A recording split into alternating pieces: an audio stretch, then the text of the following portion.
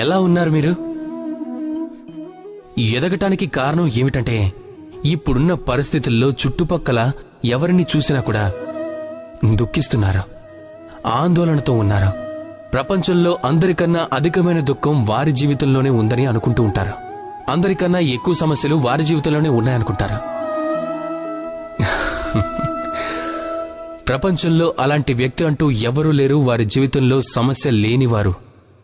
ఇక ప్రపంచంలో ఇలాంటి సమస్య అంటూ ఏదీ లేదు, దాని పరిష్కారం మనుషుల దగ్గర లేకుండా.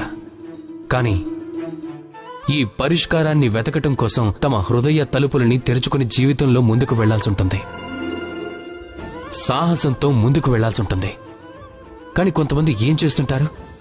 వారి తలపై చేతులు పెట్టుకుని ఒక మూల కూర్చొని నిరాశపడుతూ వారి అదృష్టాన్ని విమర్శించుకుంటూ ఉంటారు. లేదు, అలా ఎప్పటికీ చేయకండి.